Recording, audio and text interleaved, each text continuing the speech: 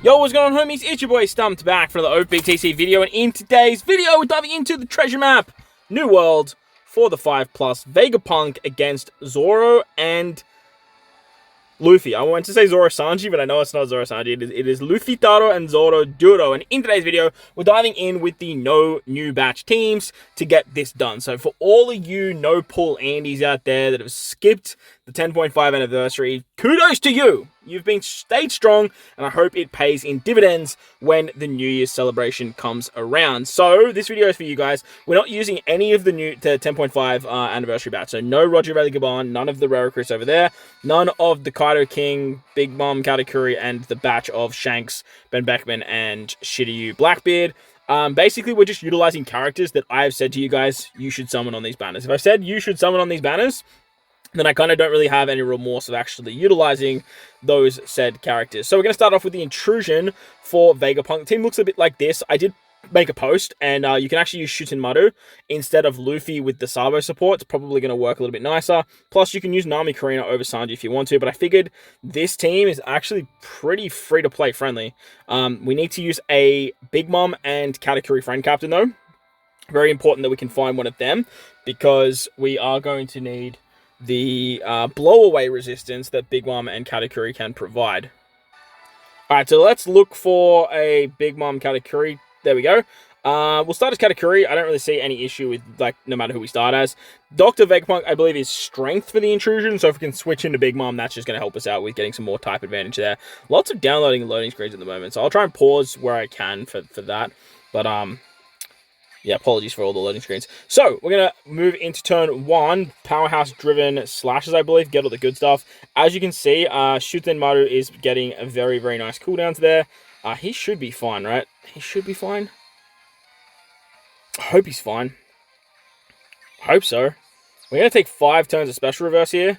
And we're also going to get poisoned. Or is it? No, it's on the final stage that the special reverse happens. Okay, so not the end of the world there. So basically on this stage here, this is where we have the pain debuff, so it's going to be a little bit annoying. We're going to activate the special of Magellan there. Magellan's going to apply a poison, and as you can see, we take 8,000 damage. We have so much HP here, like, I'm not worried in the slightest. Okay, ideally you want to start as Big Mom, because if you switch into Katakuri, you're going to have a bit better time when it comes to actual types. So I guess let's see how much damage we can do. Please do enough damage. Yeah, look, we got enough damage. Plenty of damage. Plenty of damage with the switch. And we'll even heal up. We'll heal back that pain. Beautiful stuff. Beautiful, beautiful stuff. Once you kill Vegapunk, obviously he heals back up. He goes to blow away one random character, but because we have Big Mom and Katakuri as our captain, we don't have to worry about that, so that works out really, really nicely.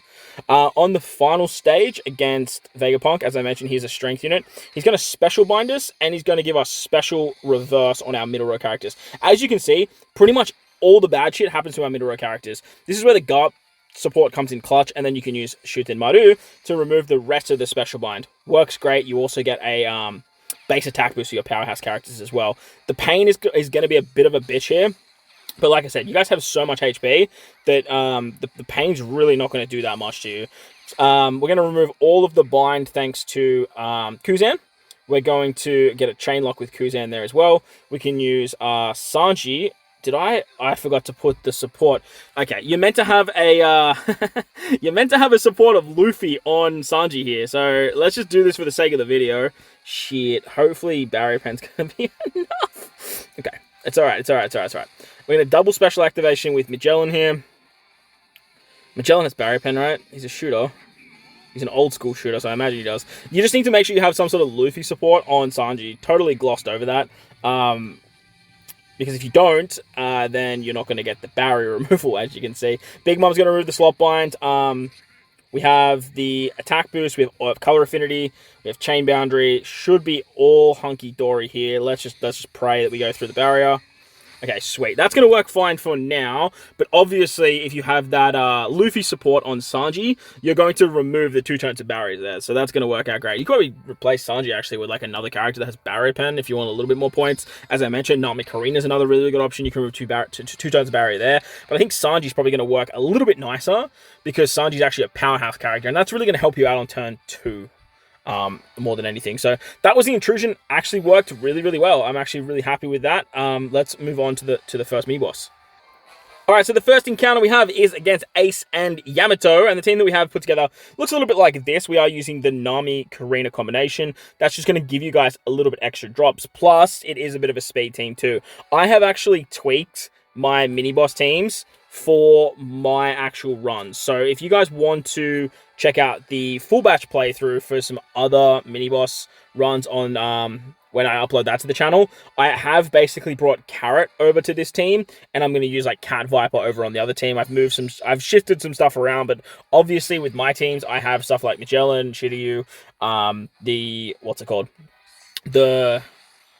Roger Religaban and stuff like that as well. So that's kind of why I've done that. But the idea of this particular team is we're using Zoro to wave clear turn 1. He also has type advantage here, which works great. And then we're using Izo for a chain lock on the second turn. As you can see, I brought Hiyori over to this team as well, because I'm using Shirahoshi on the other team. Basically just wanted to have a way of getting full board orbs here. I did have Tashigi here, but Tashigi's really not needed. As you can see, we're going to use the special of Nami Karina. That's going to give you an orb buff. You have the chain lock carryover, and then like you don't really have to worry about the barrier, because we are using Carrot and Wanda. Carrot and Wanda basically going to bypass that barrier for quite a long time. And remember, these teams are basically only made to get to the 10 million points. So like this is just going to work like really, really well. You could, like I said, you can use the Nami special to remove 2 turns of barriers, and then you can slap on something like the Cat Viper and Dogstorm support to get around one extra turn of barriers on Izo. That's definitely going to work out. But this that barrier is a bit of a bitch, and there's lots of barriers around here, so that's kind of why I moved Carrot over to this team. But if you try and use Cat Viper, Dogstorm, you definitely can use them over there, but you're going to have to find a way to heal with something like Hiyori on that particular fight. Utilize that Hiyori special so you can heal up and then bypass those defensive effects. Let's move on to the second fight. Alright, so we've made our way to the boss, and we're going to take on Killer and Kid as our next fight. We are using Gear 5 6-star for this particular team. Gear 5 6-star basically just bypasses everything that we need to worry about in this particular fight. I can't even remember who they want you to use for this. I think they want you to use 6+ Perona. I think 6+ Perona was the character that they really wanted to use. That's the team. There are no supports. Let's dive on in. Basically, the idea of this team is we are using Gear 5 6-star. We're using Shirahoshi to give ourselves a full board of Rainbow Orbs on the first turn. And then we're using the free-to-play Brook to double wave clear. We just need to bring 3 Straw Hats here. The Sanji's free-to-play. Everyone should have him. And then Carrot and Nami are just completely replaceable with any other Straw Hat that you guys have that's boosted.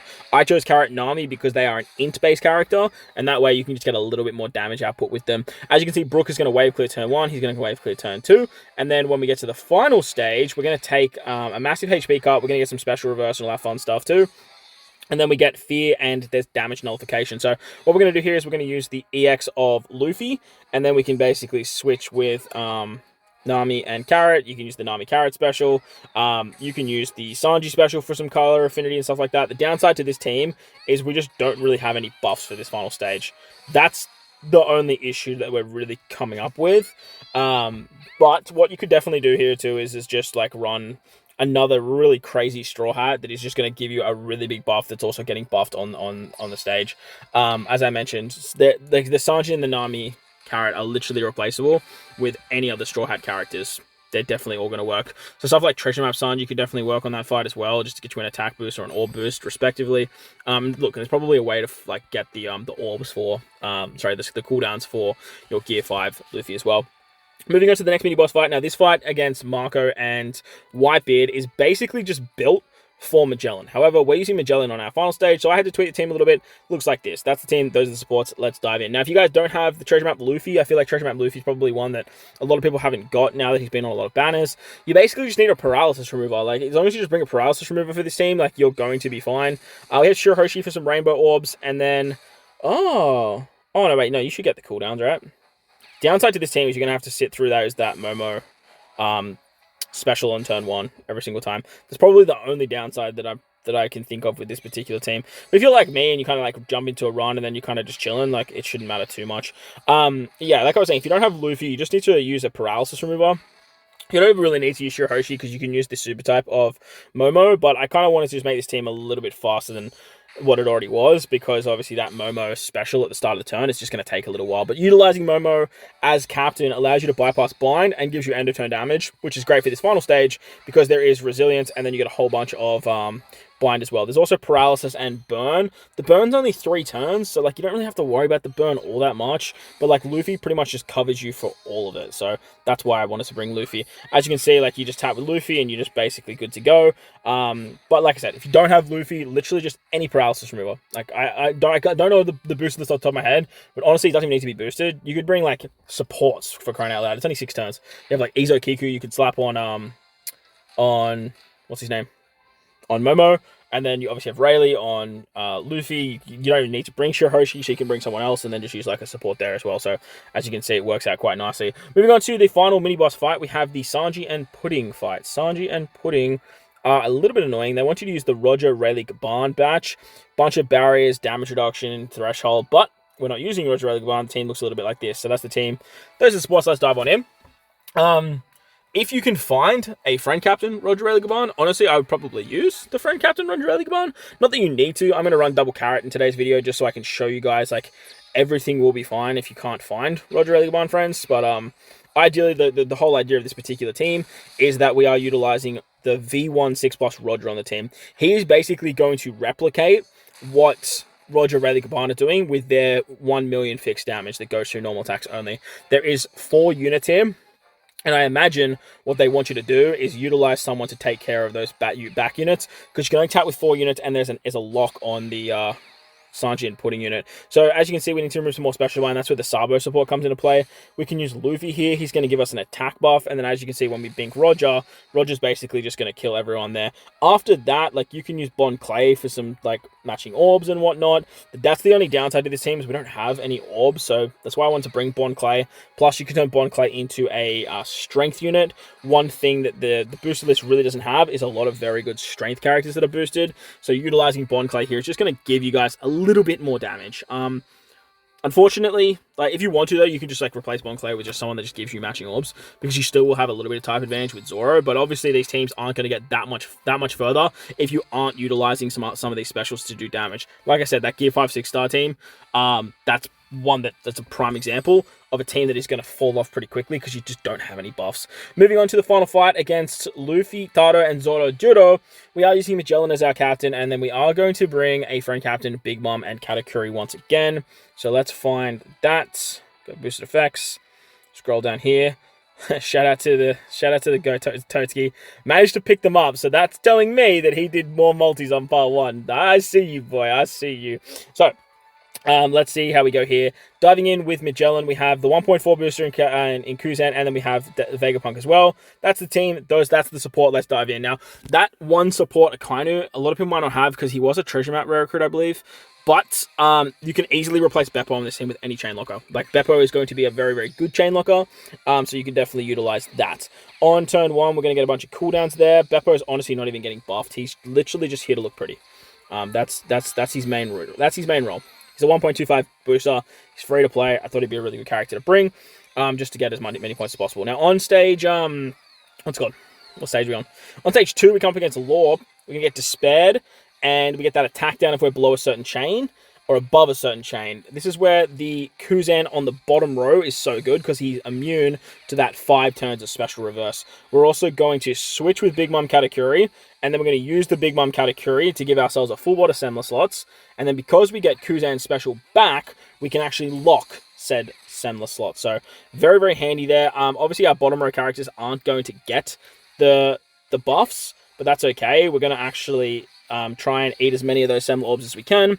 I think Big Mom and Katakuri are going to eat the soul as well. You have the end of turn healing from Kuzan as well, so you heal back a lot of that HP that you lost on that turn as well.